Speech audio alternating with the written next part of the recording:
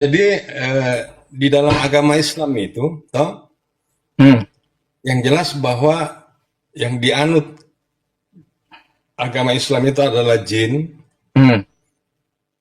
Nabi Muhammad, kalian, dan Allah. Allah juga beragama Islam. Gini Pak. Ya, Allah bukan beragama Islam. Dia yang mendeklarasikan Islam. Jadi ya kan, agama itu untuk manusia, bukan untuk Tuhan. Itu dulu. kan namanya agama Allah. Ya, agama Allah Ya, bukan berarti Allah agama punya Allah. agama. Itu kata Idopah. Ya, Iya, contoh kayak gini, dinullah, ya. ya agama Allah. Bisa juga kita melihat kosakata yang lain, abdullah, hamba Allah. Allah bukan hamba, gitu. Baitullah, rumah Allah. Allah bukan rumah. Terus juga rohullah, Allah bukan roh. Jadi kosakata dinullah, agama Allah, Allah bukan beragama. Gimana sih? Oh, Yang jelas oh. kan dibilang Islam itu agama Allah. Hmm. Nah, kalau Kristen tidak pernah dibilang agamanya Yesus, tidak pernah. Ya memang Yesus kagak bawa Kristen, memang Pak. Ya. Makanya nggak Memang. disebut agama Yesus. Yesus memang kagak bawa Kristen, memang. Ya, makanya saya juga Ah, heran. Saya heran kenapa kok jin bisa beragama Islam. oh jin beragama Ngeri, Islam, kenapa ngeri, ngeri heran? sedap, ngeri, Gini, ngeri sedap. berarti di Kristen itu tidak mengenal yang namanya syaitan, nggak kenal gitu Pak. Ada setan yang Syaitan mempengaruhi, ada. ada yang Apa mempengaruhi bedanya Tuhan dengan Yesus itu jin? kan setan. Ya, Apa bedanya ya dengan itu jin? satu grup lah itu. Hah? Mm-mm. Satu grup. Iya, satu grup, Waduh, waduh, waduh. Satu satu grup jin grup. dengan setan, Karena, teman-teman. karena jin Jadi itu, jadi jadi yang namanya jin itu jahat semua toh di Kristen. oh, namanya jin itu orangnya pendusta, jahat memang. Wah. Iya, jahat. Tidak pernah itu Wah. jin orang yang baik kok. Tidak pernah. Coba lah, Berarti di cari berarti di di kamus. kitab di kitab Anda jin itu bisa kita sebutkan roh jahat gitu. Ya, jahat. Oh, roh jahat. Baik. Roh jahat ini utusan Tuhan? Nggak ada utusan Tuhan kok lo jahat. Nah, nggak baca Bibelnya. Pantas inilah ya celakanya jin nggak ada yang Islam di Kristen karena apa? Sebutan jin ternyata roh jahat. Roh jahat itu di Bibel utusan Tuhan Anda. Jangan buktikan. Waduh, aduh. Coba. Eh, Hmm. Jadi sudah jelas tadi di Al-Jin ayat 14 toh? nih, ya, bentar saya bukakan ya. Jelas ya, yang jelas jin Oh, kagak ada Kristen. Baik, pantas nggak aja jahat ada. semua jin. Oh, Oke, jin jahat. nih. Ah, nih bentar ya. Tar. Hmm, saya ketikin di ini aja. Di bentar. Di Nih, mana? bentar di laptop. Bilang aja di mana, di Matius kah, di mana kah? Bilang Bukan aja. di Samuel, di Samuel. Nih, Pak. Samuel. Nih, Samuel. Samuel berapa? Satu Samuel atau dua satu Samuel? Samuel 16-14 ya. Oke, Satu Samuel. Tunggu dulu. Satu Samuel berapa? 16-14. Kok 16-14? Hmm. Oke, Ya. oke. Pak, tetapi roh Tuhan telah mundur. Kalah nih sama roh jahat, sama jin Tuhan Anda ya. Daripada Saul ya, dan sekarang ia diganggu oleh roh jahat. Roh jahat ini yang daripada Tuhan. Ya. Makanya saya bilang jin roh jahat, setan itu di Bible kagak ada yang muslim. Betul, karena apa? Tuhan Anda mengutus roh jahat ya untuk menyesatkan Anda semua. Ya nih, oleh roh jahat. Roh jahatnya dari mana? Yang daripada Tuhan roh jahatnya ya. Mm-mm. Maksudnya di situ apa? Nah, ya maksudnya roh jahat itu dari Tuhan Anda. Siapa Aduh. bilang dari Tuhan? Siapa bilang? Silakan Anda baca. Tetapi roh Tuhan telah mundur. Kalah nih Tuhan, ya, mundur rohnya daripada Saul dan sekarang ia diganggu. Nah, Saul ini diganggu oleh roh jahat karena Tuhan pun telah kagak mampu lawan roh jahat. Nah, roh jahat ini daripada siapa? Ternyata yang daripada Tuhan. Jadi roh jahat itu utusan Tuhan Anda. Pantas. Tidak ada di situ bilang utusan, tidak ada. Tidak ada bilang utusan. Ya, roh jahat yang daripada Tuhan. Apa maksudnya? Ya, jadi begini. Ini kan Daud di istana Saul, ya kan? Saul itu kan orangnya jahat. Saul itu orangnya jahat. Jadi sehingga dia berkompromi dengan jin tadi itu, roh jahat Salah. itu. Salah Bapak. Begitu. Bukan Saul yang punya roh jahat, bukan. Roh jahat mengganggu Saul karena roh jahat itu utusan Tuhan Anda. Gimana sih? Jangan-jangan itu jangan-jangan roh jahat itu tahu tempat Saul itu Tuhan Anda Sherlock pula sama setan. Kan kayak gitu. Aneh-aneh aja. Jadi yang penting si Anu sudah jelas toh. Yang penting si Anu sudah jelas. Jadi judulnya yang di atas siapa si Anu di Matius 26 ayat 18 sudah jelas orangnya yang punya rumah. Oh, itu sudah yang kita Ya, bahas itulah ini sudah. masalah roh jahat tadi. Betulkah roh jahat kita itu sudah- utusan tunggu. Tuhan? Berarti kita sudah sudahi yang judulnya itu ya. Siapa si Jangan Anu ya? jangan stuck. Nggak seru kalau stuck gitu. Gitu hanya Itulah. judul pembuka aja. Ya. Berarti sudah oke itu ya, tidak ada masalah.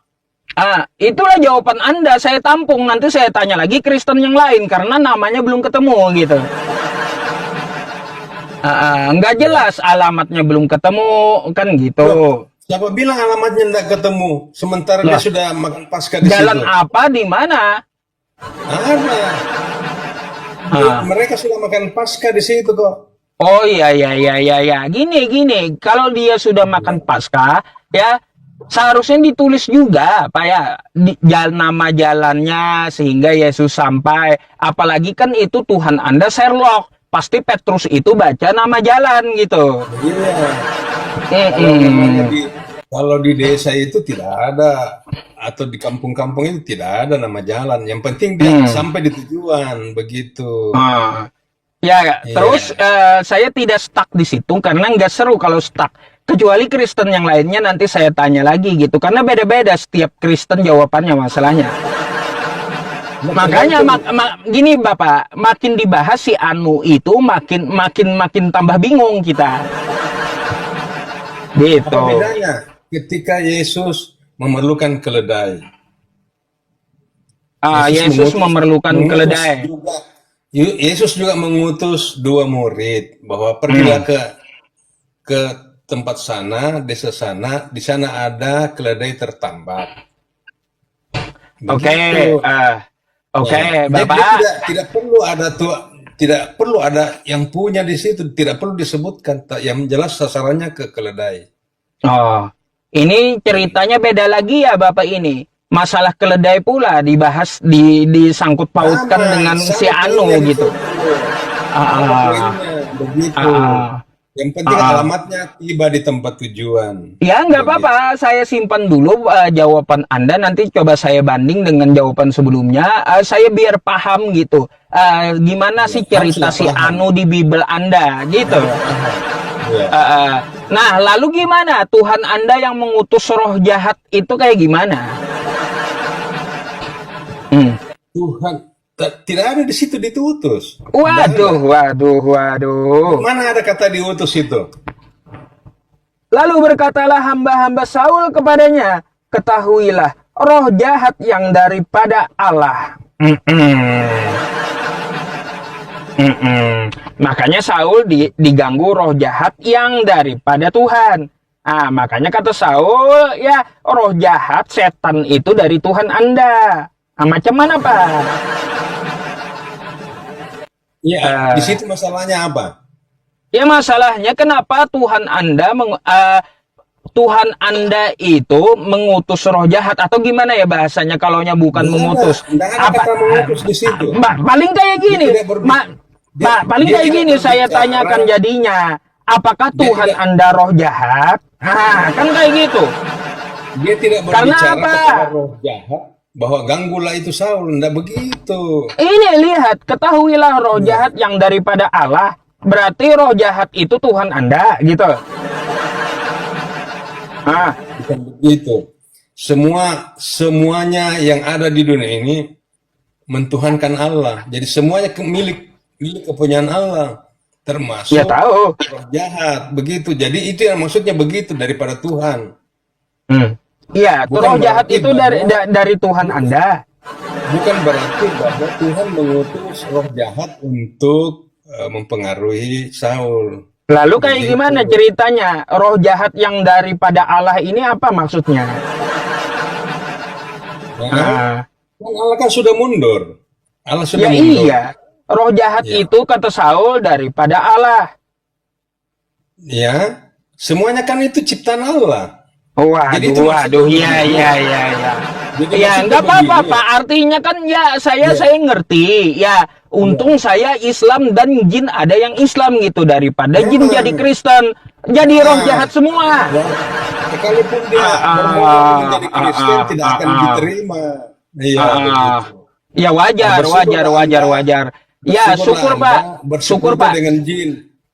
Ya, Syukur bagaimana? gitu, ya. Syukur, Ya, jin ada yang Islam daripada di Kristen, roh jahat, setan itu dari Tuhan Anda. Ah, kan kayak gitu, susah. Ah, nah, terus apa lagi ah. yang lain? Alhamdulillah. Baik, Ya, Pak, ada pertanyaan yang lain yang juga bikin bingung, boleh? Nih, boleh, boleh. coba Anda buka Wahyu 10 nomor 10, coba. Wahyu Wahyu 10. Teman-teman tap-tap layar posting ulang ya. Nah, ayat 10. nih, Ya, mari kita baca dulu ya. Lalu aku mengambil kitab itu dari tangan malaikat itu dan memakannya. Di dalam mulutku ia terasa manis seperti madu, tetapi sesudah aku memakannya perutku menjadi pahit rasanya. Saya mau tanya, ini siapa yang makan kitab dan kitab apa yang dia makan? begini. Kalau kita membaca seperti kita harus urut dari ayat 1.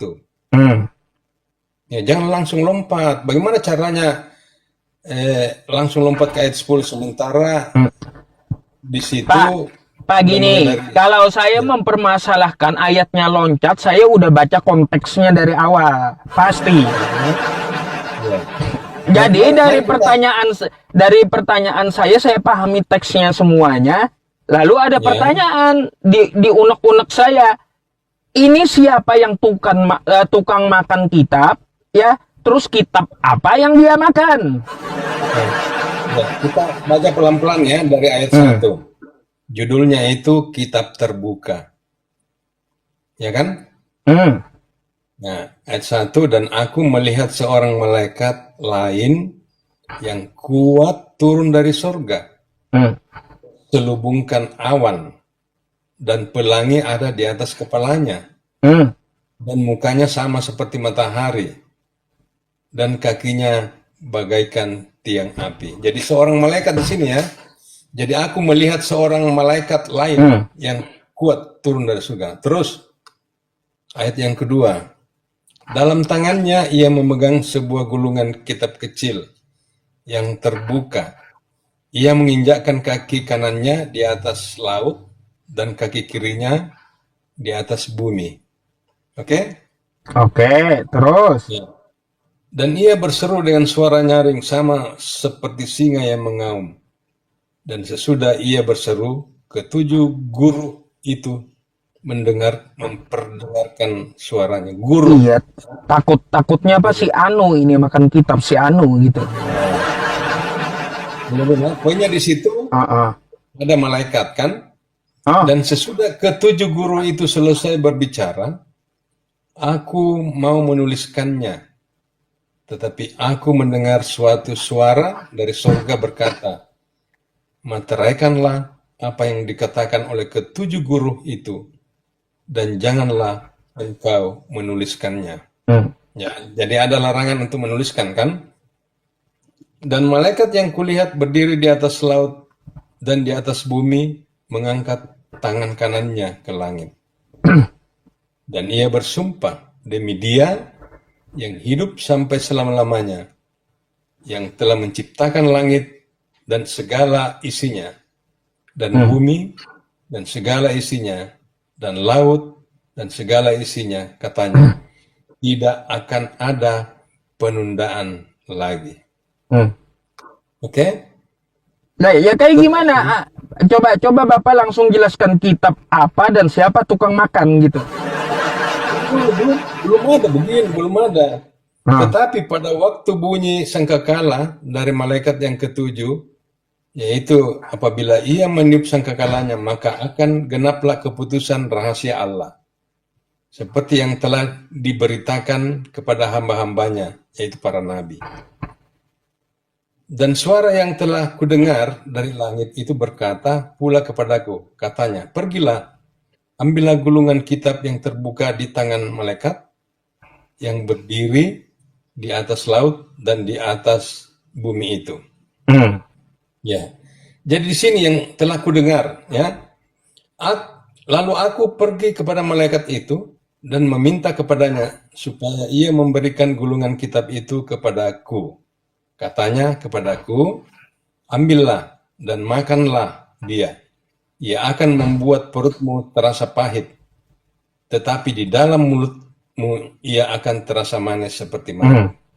Lalu aku mengambil kitab itu dari tangan malaikat itu dan memakannya.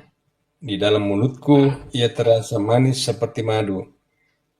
Tetapi sesudah aku memakannya, perutku menjadi rasa pahit. Maka ia berkata kepadaku, engkau harus bernubuat lagi kepada banyak bangsa dan kaum dan bahasa dan Nah, raja. udah ngerti nggak? Bapaknya baru baca juga masalahnya. Bukan, ini saya sudah membaca semua Alkitab. Hanya kan ini kan kita perlu uraikan bahwa di sini diungkapkan bahwa ada sebuah kitab terbuka yang dijelaskan di sini, dan di situ dirincikan ada malaikat, ya, ada guru begitu. Dan ini diperintahkan oleh malaikat untuk mengambil gulungan kitab itu dan disuruh memakannya. Begitu.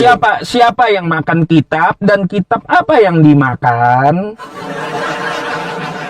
Kitab terbuka kan sudah jelas di situ dibilang. Iya, kitab terbuka itu kitab apa? Kitab yang dibawa Yesus, kitab Matius kah atau kitab apa gitu yang dimakan? Tidak dijelaskan di situ. Yang penting ada gulungan kitab, ya, ada gulungan kitab yang dibawa oleh malaikat itu, ya, yang diberikan dan disuruh memakannya. Terus siapa yang tukang makan? Ya, si penulis kitab Wahyu. Waduh. Terus bentar Pak, satu lagi saya tanya, kok ini perut kok bisa merasakan pahit ya? Iya. Jadi, bukannya rasa itu di lidah, kita diajarin guru kita di sekolah ya, yang mengecap rasa itu adalah lidah. Kok ini perut bisa merasakan pahit gitu? Begini, pahit itu artinya seperti misalnya ya, ini saya punya hidup ini terasa pahit. Hidup. Bukan lidah yang merasakan. Pak, ini bukan masalah hidup, perut yang merasakan rasa pahit. Jadi, kenapa dia merasa pahit perutnya? Ya, karena kan bergumul di dalam, bergumul sehingga dia merasakan pahitnya hidupnya begitu. Maksudnya kayak gimana? Ya pahitnya hidup, Maksudnya kayak Iya. gimana gitu? Jadi perutnya menjadi rasa pahit, maksudnya itu bahwa ketika dia memakan gulungan kitab tadi itu memang rasanya manis seperti madu. Hmm. Nah, tetapi setelah dia memakannya, dampaknya ke perutnya begitu. Hmm. Dampaknya itu dia rasakan di perutnya. Hmm. Pahit artinya, pahit berarti alanya ada rasa sakit lah begitu ya. Pahit, rasa sakit sama saja artinya seperti itu. Pahit rasa sakit. Ya sakit ya sakit, pahit ya pahit, dah Pak. Iya, artinya ini kan Aduh, ungkapan. bedakan Ini rasa itu pahit ya pahit, sakit ya sakit. iya ungkapan bahwa perutnya itu seperti terasa pahit, artinya ada kayak gejolak di dalam gitu. Masa kalaunya kita bahasakan pahit itu mules, kayak gimana teman-teman? Ya, seperti itu.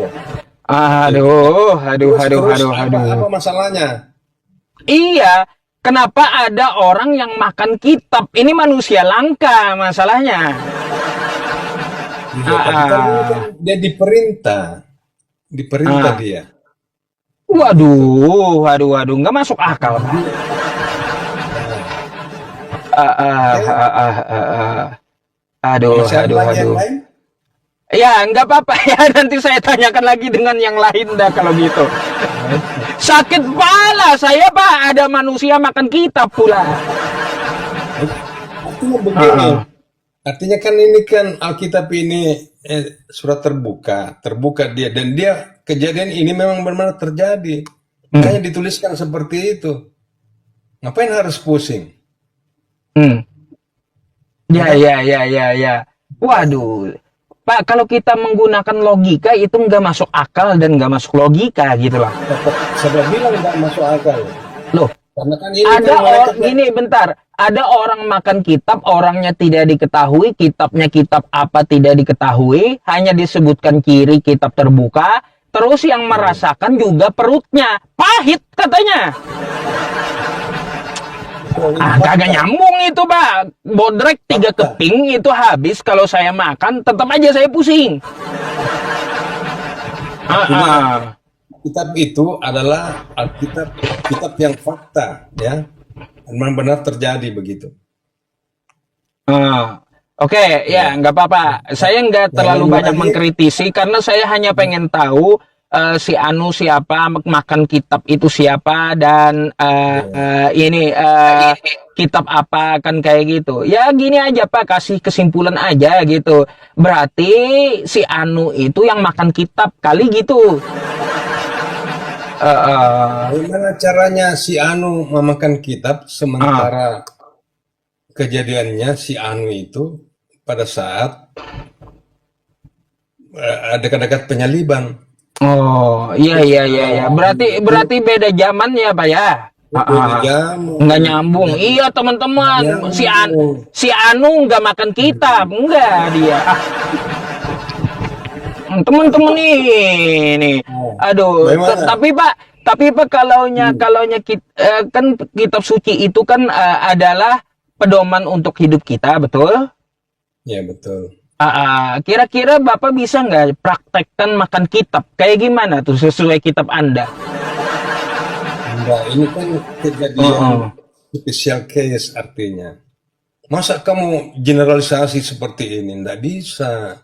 Oh, Enggak boleh. Ini kejadian yang ada di dalam Wahyu. Jadi, oh. ya, ini sebetulnya ada maknanya ini. Hanya ada tafsirnya. Bagaimana sebenarnya yang dimaksud dengan memakan Alkitab. Memakan kitab, bukan Alkitab. Jadi Waduh, waduh, ada waduh. maknanya. Ya, Katanya Bible kagak perlu tafsir. Kenapa harus ditafsir lagi, Pak? bukan. Maksudnya, Ah, iya, maksudnya untuk menjelaskan apa makna memakan kitab. Di sini ada penjelasannya seperti itu. Tapi bukan berarti Alkitab ini harus ditafsir, bukan. Untuk kita mengetahui bagaimana penjelasannya. unik ya Ya, penjelasan Bapak ini unik teman-teman. Beda dari yang lain ya. Tapi kita dapat jawaban baru iya, ya malam ini. Satu lagi boleh betul. nggak Pak saya tanya? Bapak Boleh, boleh, jelaskan boleh, aja, boleh, saya nggak akan bantah gitu, nggak akan. boleh, Ya, boleh, boleh. Ya, ah, Coba Anda tolong buka ya Pak ya di dalam Yesaya 28:13. Yesaya 28:13. 28:13. Mm-mm. Heeh. Oke. Gini Pak, Bapak punya anak kan, anaknya pasti tuh pernah di hari Minggu kan pasti denger dia nonton kartun Doraemon. Di Ya. Doraemon itu kan nyanyi aku ingin begini, aku ingin begitu kan gitu ya. Ya. Oh ternyata itu lagu Doraemon firman Tuhan ternyata Pak nih. Oke. Maka mereka akan mendengarkan firman Tuhan yang begini. Harus ini, harus itu, mesti begini, mesti begitu. Jadi boleh saya jelaskan? Ya apa ini? Tambah ini, tambah itu, Ya. kurang micin, kurang royko. Oke. Saya jelaskan ya. Ya. Jadi judulnya di situ dikatakan adalah terhadap pemimpin-pemimpin Yerusalem. Nah, kalau kita melihat di situ ada ayat sebelumnya ya, sebelum kita sampai di ayat 13 tadi itu dikatakan bahwa ayat 9, coba kita baca di ayat 9. Dan orang berkata, kepada siapakah dia ini mau mengajarkan pengetahuannya? Dan kepada siapakah ia mau menjelaskan nubuat-nubuatnya? Seolah-olah kepada anak yang baru disapi, yang baru cerai susu. Jadi ini menjelaskan tentang anak-anak memang. Iya. Ya. Kenapa ini Pak? Kenapa bunyi firman Tuhannya itu, begini? Mesti Iya. begini, mesti begitu. Tambah ini itu memang untuk anak-anak. Waduh, ya. Terus? Jadi ini dijelaskan bahwa terhadap pemimpin-pemimpin Yerusalem pada saat itu yang seperti kekanak-kanakan. Jelaskan seperti itu. Lalu apa maksudnya firman Tuhan harus ini, harus itu, mesti begini, mesti begitu, tambah ini, tambah itu. Apa maksudnya itu firman Tuhan itu? Kan begitu memang kalau anak-anak. Anak-anak kan seperti begitu dia. Coba lihat di situ, seolah-olah kepada anak-anak yang baru disapi dan yang baru cerai susu. Itu memang seperti itu. Maksudnya apa gitu? Seandainya tidak ada penjelasan di ayat 9, mungkin kita bingung kok langsung tiba-tiba begitu. Jadi keterangannya seperti itu. Jadi yang saya tanyakan gini Pak, yang saya tanyakan kalau itu untuk anak-anak, apa maksud dari firman Tuhan ini? Harus ini, harus itu, mesti begini, mesti begitu, tambah ini, tambah itu, kurang micin, kurang royko, kan kayak gitu. Ya. Jadi perkataan seperti itu kan dilakukan oleh anak-anak, ya, dilakukan oleh anak-anak. Jadi di situ dijelaskan bahwa seolah-olah kepada anak yang baru disapi dan yang baru cerai susu, itulah pemimpin-pemimpin Yerusalem pada saat itu. Nah, dia bilang mengatakan sebab harus ini, harus itu, mesti begini, begitu, tambah ini, tambah itu kan perilaku anak-anak yang dijelaskan saya dah. Puyang teman-teman. Tiba pada saat ayat 13 yang dikatakan tadi, ya, mereka akan mendengarkan firman Tuhan yang begini, harus ini, harus itu, mesti begini, mesti begitu. Ya seperti anak-anak lah. Jadi harus begitu, kayak disapi begitu, kayak di anak-anak yang baru cerai susu. Jadi harus dituntun kiri kanan begitu, harus begini, harus begitu, tambah ini, tambah itu, begitu jadinya. Harus begini, harus begitu, tambah ini, tambah itu, kayak gitu ya. Untuk kayak menuntun anak-anak kan seperti begitu. Begini, bukan ketika Yesus menuntun Petrus nanya si Anu, kan ada bisa tuh. Petrus kata Yesus kan bisa aja, Petrus kamu mesti begini, mesti begitu, harus ini, harus itu, tambah ini, tambah itu, kan kayak gitu begitu. Bisa juga. Jangan-jangan firman si Anu ini Pak. Kan itu kan sudah disandok alamatnya. Alamnya sudah Iya, disebar. kacau memang ya.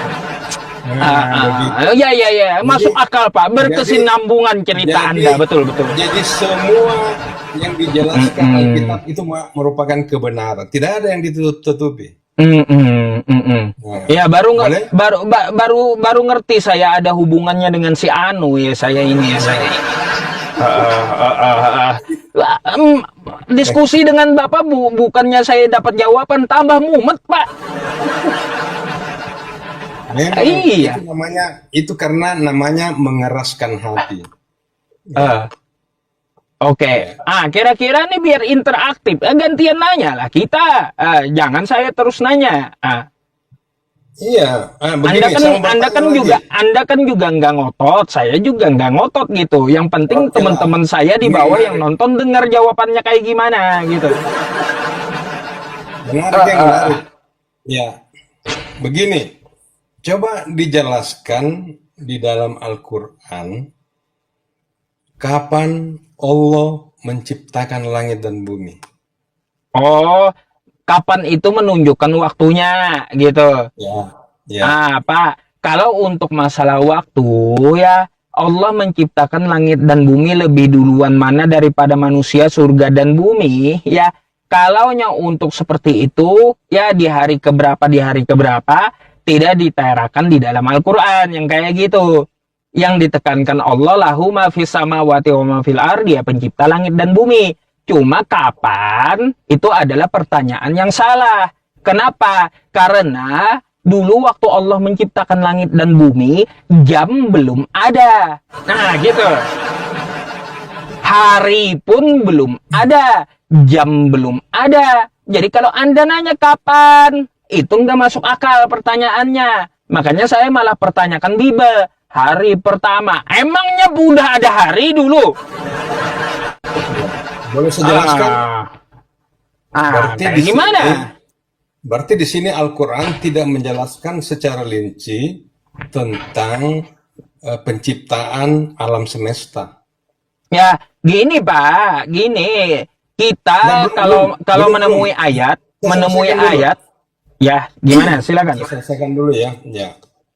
Kalau di dalam kitab kami, namanya kitab Kejadian. Mm-mm. Kitab Kejadian itu memang benar yang adalah merupakan penciptaan. Kejadian. Udah ada hari gitu.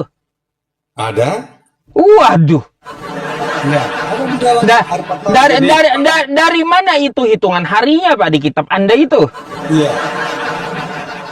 Dijelaskan di dalam. Coba lihat. Kita baca baik-baik Kejadian 1. Coba lihat. Ya, Kejadian 1 itu. Ya, Kejadian 1. Sudah jelas di situ kok. Ya. Hari pertama adalah apa?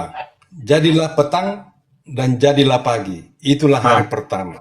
Itulah hari Begitu. pertama. Nah, Dan Jadi Allah ketika- menamai terang, Pak, sebelum dia menjadikan gelap dan malam ya, dia kan tuh ada menciptakan apa tuh? Allah jadilah terang. Bentar. Bumi kosong belum berbentuk dan gelap gulita menutupi samudra raya. Pada mulanya Allah menciptakan langit. Itu udah ada hari atau belum waktu diciptakan langit? pada mulanya Allah menciptakan langit dan bumi. Ini penjelasannya ini penjelasan ke bawah. Ini penjelasan ke bawah. Pada mulanya ini penjelasan bahwa kayak seperti judulnya begitu. Pada mulanya Allah menciptakan langit dan bumi. Pak, yang dimaksud oleh kitab Anda, ya kalau kita baca ke bawah, hari itu ada ketika Tuhan sudah menjadikan gelap dan terang. Waktu dia belum menjadikan gelap dan terang, langit dan bumi diciptakan, mau ambil hari dari mana? Jadi ayat 1 dan 2 itu penjelasan daripada penciptaan. Jadi pada mulanya itu berfirmanlah Allah jadilah terang. Jadi ketika jadi terang itu, kenapa harus jadi terang duluan? Karena tidak mungkin orang bisa bekerja. Ya, ini contoh ya. Orang bisa bekerja kalau dalam kegelapan, maka dia menciptakan terang duluan. Baik, Pak, yang saya maksud kepada Anda, sebelum dia berfirman jadilah terang, terang belum ada, hanya gelap. Dia menciptakan langit dan bumi masih gelap. Itu hitungan harinya di mana? Bukan. Kan dibilang di sini pada mulanya Allah menciptakan langit dan bumi. Itu belum penjelasan belum dari ada awal. terang, belum ada gelap itu. Dia artinya begini. Ini kan rincian proses penciptaan itu mulai dari ayat 3. Coba baca baik. Berfirmanlah Allah, jadilah terang. Lalu terang itu jadi. Kalau udah masak kayak gitu ya orang juga udah tahu, Pak. Jadilah terang. Oh, tidak. Matahari udah ada, dia ciptakan jadi terang, dipisahkan dengan gelap. Udah tahu itu orang hari pertama. Yang saya tanya itu sebelum dia menjadikan terang, sebelum dia menciptakan matahari, itu hari itu dihitung dari mana? Bukan. Jadi ini rentetan ayat 1 dan 2 itu penjelasan keterangan aja, itu judulnya. Jadi judulnya begitu. Nah, jadi Makanya makin gak jelas kalau ke Bible, Pak, jadinya. Oh tidak. Jadi mulai Allah bekerja, berfirmanlah Allah, jadilah terang, lalu terang itu jadi. Allah melihat bahwa terang itu baik, lalu dipisahkannya lah terang itu dari gelap. Dan Allah menamai terang itu siang, dan gelap itu malam. Jadilah petang dan jadilah pagi. Itulah hari pertama. Allah bekerja. Berfirmanlah Allah, jadilah cakrawala di tengah-tengah segala air untuk memisahkan air dari air. Maka Allah menjadikan kalau kita baca, Pak, kalau kita baca di situ kapan dia menciptakan matahari? Itu dulu dah saya tanya biar Anda ngerti pertanyaan saya. Kapan dia menciptakan matahari di situ? hari ketiga. Mana hari ketiga? Kita baca. Coba lihat kita baca. Kalau di nomor berapa? Coba lihat ayat 14. Ayat 14. Hari keempat dia. 14 ya. Allah. Ayat 14 ya. Berfirmanlah Allah, jadilah benda penerang. Terus waktu dia berfirman jadilah terang, itu terangnya dari mana kalau bukan dari matahari? Bukan. Macam mana pula, Bapak? Belum ada mataharinya itu waktu dia menciptakan jadilah terang. Ternyata matahari belum ada. Jadi kenapa Tuhan menciptakan matahari? Itu merupakan sistem yang diciptakan. Kalau yang pertama itu hari pertama sampai seterusnya 3 hari itu Allah yang menciptakan terang di situ untuk melanjutkan bekerja. Sementara itu kan dia ciptakan matahari di hari keempat. Lalu waktu dia pada hari pertama dan yang kedua itu hitungan tahun dari mana? Hitungan hari itu dari mana? Kalau mataharinya aja belum ada. Iya, kan belum 1 tahun, baru 3 hari ini. Nanti hari keempat dia menciptakan sistem tata surya. Jadi ada matahari, ada bulan, ada bintang. Disitulah diciptakan. Ambigu, Pak. Ambigu karena mataharinya belakangan masalahnya. Tapi udah ada hari waktu matahari belum diciptakan. Nah, ini nggak masuk logika. Karena kan dia menciptakan sistem. Allah menciptakan sistem. Masa teman-teman lebih dulu harinya daripada mataharinya? Masya Allah. Tidak ada masalah. Namanya benda-benda penerang. Benda-benda penerang. Sementara yang terang yang sebelumnya itu bukan merupakan benda penerang. Begitu. Ya anggaplah gini, Tuhan pakai genset hari 1 dan 2 itu dah. Gitu aja dah. Nah, jadi jelas sekali di sini bahwa di dalam Alkitab itu jelas rincian bagaimana penciptaan. Sementara di dalam Al-Quran itu Adam manusia diciptakan di surga. Ini kan jelas sangat keliru.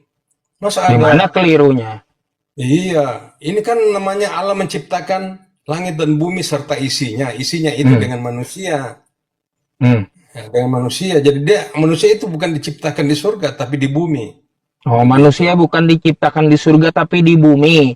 Di bumi. Lalu, lalu, Nah, lalu setelah diciptakan di bumi, di kitab Anda Hah? itu manusia pertama kita sebut Adam gitu ya.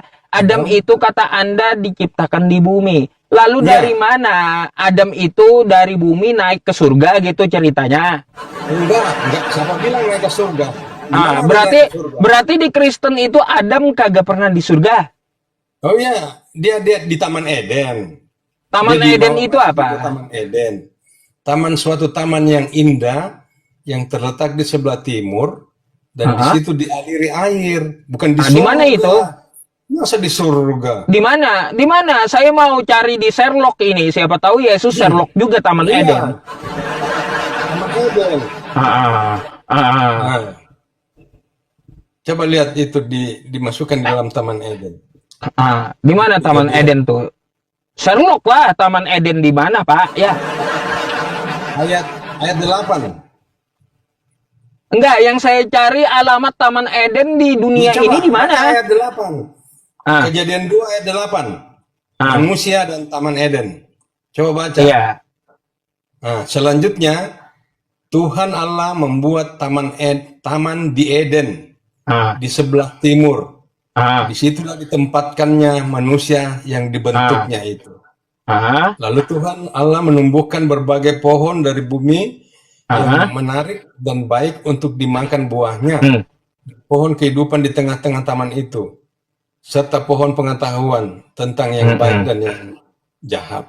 hmm, Ada suatu sungai mengalir dari Eden untuk membasahi taman itu.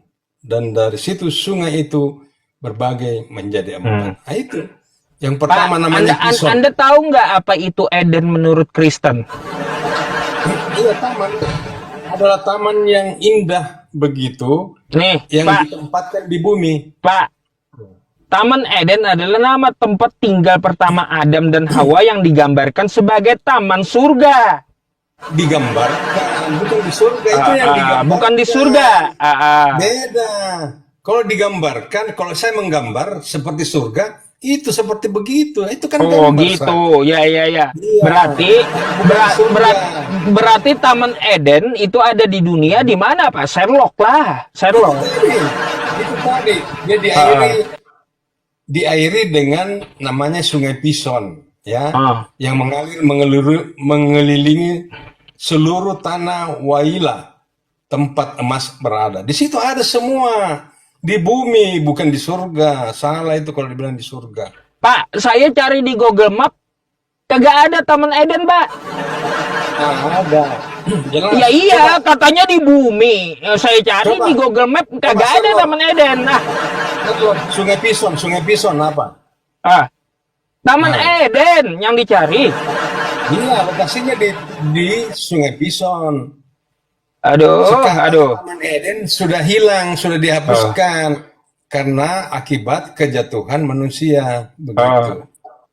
Kalau Heeh. kalau kalau Taman Taman Eden ada, Pak, Taman Eden. Ya, kalau kalau Ah, saja manusia itu Adam berada di surga, berarti dia tidak akan berdosa. Kalau orang di surga itu mm-mm, tidak akan berdosa mm-mm, lagi, mm-mm. begitu. Jadi Tapi jadi karena dia jadi ada di manusia bumi, pertama menurut Kristen kagak pernah di surga gitu. nggak pernah, hanya di Taman Hmm, Eden, hanya di gitu. Taman Eden.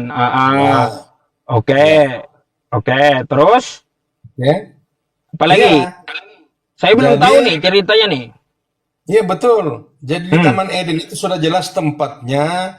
Dia berada di sungai, namanya Sungai Gison, mm-mm, ya, yang mengelilingi seluruh tanah Kus. Di situ ada semua, mm-mm. lengkap, lengkap dengan Oke. petanya. Berarti Nah, Taman Eden di bumi. Jadi waktu nah, ular itu merayu Adam, dia merayunya di bumi. betul, hanya di bumi. Ah, Nah, oke. Tapi kenapa Pak? Ya setelah Adam itu dirayu ular, Tuhan malah nyari-nyari Adam. Kayak gimana? bukan Adam yang dirayu ular, bukan Adam yang dirayu ular. Ya Hawa. Ya, tidak ada hal kok dia Al-Quran. Di Pemberanian dia Kristen di Kejadian nggak ada Hawa juga. ada. Masa Coba, nggak ada? ini kan yang namanya Hawa ini ngambil di Islam, terjemahan Bible ini. Coba kalau kita lihat kitab aslinya, nggak ada Hawa di Kristen. Nggak ada. Nggak ada di Quran Ah, bernama Hawa. Nggak ada. Yang disebut di situ hanya istrinya ada. Tidak ada nama Hawa. iya, Itu sudah nama batal. Hawa itu ada di hadis, makanya diambil Kristen dari hadis kami. Iya. Yang mana duluan? Yang mana duluan Al-Quran dengan hadis? Kan Quran Loh, duluan. Dari loh, iya, ya. Al-Quran dan hadis mana duluan Al-Quran. Nama Hawa itu ada dijelaskan di hadis, Nah, dari bukan di mana ambil? Quran. Dari mana hadis ambil? Ah, Dari mana Nabi hadis ambil? Muhammad yang menyatakan bahwa nama istri Adam itu Hawa. Kenapa diambil Gimana Kristen caranya? coba? Nggak mungkin kok. Kan di dalam Oh. Al-Quran yang menjelaskan tentang itu. Bukan Al-Quran yang menjelaskan istri Adam. Yang menjelaskan istri Adam itu Nabi Muhammad, namanya Hawa. Lalu Ya, kenapa dari mana? Kristen? Dari Gini, mana sumbernya? lah, Dari mana sumbernya? Nabi Muhammad ya, sumbernya dari mana? Dari Nabi Muhammad Shallallahu Alaihi Wasallam. Siapa nama istri Nabi Adam dapat kita lihat di hadis ya. Nah, kalau Nabi Muhammad mengambil sumber dari mana ya? Wallahu alam ya, karena Nah, beliau itu dia. mencetuskan namanya Hawa, oke? Nah, Hawa itu ada di hadis, lalu diambil Kristen, dimasukkan ke kitabnya. Mana mana ada Hawa di Kristen? Coba Anda lihat kitab Anda. Kitab Anda Kejadian itu bahasa Ibrani. Kagak ada Ya. Hawa di Ibrani. Tapi Kapah kagak ada Hawa. Ada lah. Yang tidak ada itu di Al-Quran. Begitu. Jadi di Bible Itu kagak jelas. di Bible di kitab Anda yang abad pertama bahasa Ibrani dan di luar Indonesia itu kagak ada Hawa. Setelah masuk Indonesia ngambil dari hadis, dinamai oleh terjemahan baru oleh LAI Hawa. Justru kalau hanya ada di hadis, itu bersumber dari mana? Begitu. Kan tidak jelas. Hadis itu sumbernya dari Rasulullah. Oh iya, Rasulullah itu sumbernya dari mana? Harus Pasti Quran dari dong. Quran. Nah, di mana di Quran bilang disebutkan Nah, Hawa? kalau Quran gini bilang, Nabi Adam itu beserta istrinya, maka yang menjelaskan hadisnya, bukan Qurannya. Itu ya, artinya Iya, kalau hanya makanya istrinya, Nabi Muhammad menjelaskan menamainya Hawa gitu. Hawa itu apa dalam Islam? Yang menimbulkan nafsu.